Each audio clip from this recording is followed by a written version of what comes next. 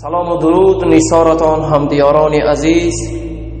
بنده هلال صبر هستم و خواستم شعر را اینجا از شاعر بزرگ مهر تاج‌الدین کهنه دردها براتان قرائت کرده باشم.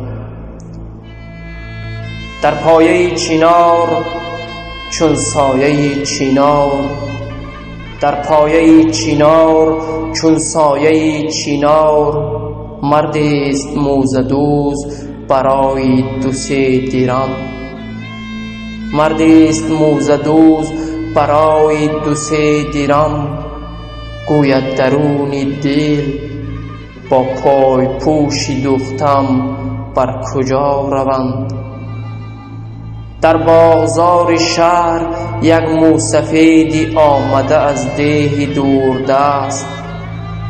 در بازار شهر یک موسفیدی آمده از ده دوردست، با چشمهای خیره فقط تنگه بشمرد.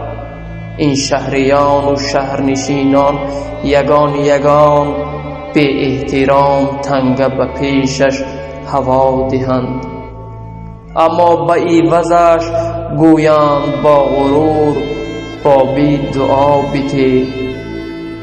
اما به عوضش گویند با غرور بابی دعا بده، گویا که نیمی ثروتی خود را بدادند.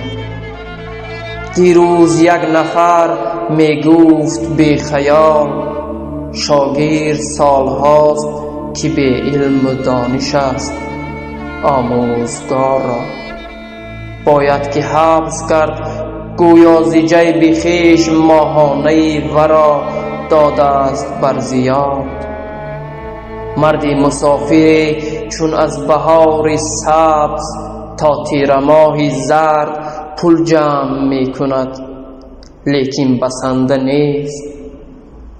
دیگر ز بازگشتنی خود می کند امید، تلفن به گوش گیرد و گوید به همسرش از بس که کار نغز یک باره یافت شد، چندین مهی دیگر اینجای ایستادنی من خوب می شود. چندین مهی دیگر اینجای ایستادنی من خوب می شود. در پایه چینار چون سایه چینار، مردی است موزه دوز برای 2-3 درم، گویند درون دل با پای پوش دختم بر کجا روند. با پای پوش دختم بر کجا روند.